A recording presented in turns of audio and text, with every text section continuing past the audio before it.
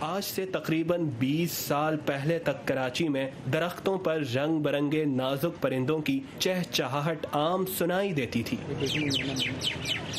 آسمان پر ان کے غول کثرت سے نظر آتے تھے، مگر آبادی کے ساتھ ساتھ تعمیرات بڑھنے سے ان کے ٹھکانے چھن گئے۔ پرندے شہر سے ایسا غائب ہوئے کہ اب صرف کبوتر ہی بچ گیا ہے۔ ہمارا شیلٹر چلنے ہم کہاں جائیں گے؟ ہم اس جگہوں پہ جائیں گے نا جہاں پہ ہمیں شیلٹر ملے گا۔ تو برڈس کا بھی یہ جب ان کو اپنے نیسٹ بنانے کی جگہ نہیں ملتی تو وہ ایسی جگہوں پہ چلے جاتے ہیں جہاں پر وہ جو اپنے گھونسلے بنا سکے۔ ماہرین کہتے ہیں درختوں کی کمی اور بڑھتی آبادی کے علاوہ خشک سالی، شکار، شور اور چیل کووں کی بہتات نے بھی مقامی پرندوں کو شہر سے دور جانے پر مجبور کیا۔ پرندے جب چڑیا کے بچے جب نئے نئے اڑنا سیکھ رہے ہوتے ہیں اپنے ماں باپ کے ساتھ، تو یہ چیلیں چونکہ تعداد میں زیادہ ہوتی ہیں جو ان پہ حملہ کرتی ہیں ان بچوں پہ، کیونکہ وہ اڑ نہیں سکتے۔ تو اسپیرو کی تعداد میں اسی وجہ سے کمی ہوئی ہے کہ چیل جو ہے نا وہ ان کا بڑا پریڈیٹر بن گئی ہے۔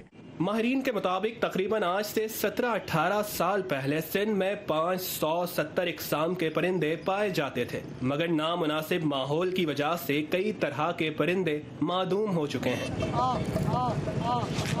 80 کی دہائی تک کراچی میں 100 اقسام کے پرندے پائے جاتے تھے، مگر اب 10 اقسام کے پرندے بھی مشکل سے نظر آتے ہیں، مگر انہیں واپس لانا ناممکن نہیں۔ اٹریکشن مطلب ایسی اٹریکشن ہم دیں اربن وائلڈ لائف کو کہ پرندے ہیں، یعنی ہم سبزہ لگائیں، ایسے پودے وہاں پر لگائیں، ایسے پلانٹس لگائیں جن میں فروٹ ہو، ویجیٹیبل ہو اور جن کا پھیلاؤ زیادہ ہو تاکہ وہاں پر ان کے گھونسلے لگ سکیں۔ لوگوں کو راغب کریں کہ وہ گھر میں جیسے بجریگر پالتے ہیں تو بجریگر کی جگہ وہ مختلف قسم کے طوطے، بلبلیں اور اس قسم کی چیزیں پالنا شروع کریں۔ تو اگر گھر سے اگر یہ شروع ہو جائے گی کیپٹیو بریڈنگ جسے کہتے ہیں، یہ شروع کریں، پھر ان کو تھوڑا ریلیز کرنا شروع کریں۔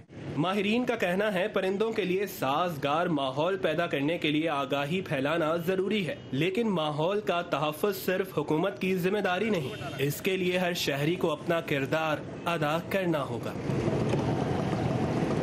سلیم Khan, Voice of America, Karachi.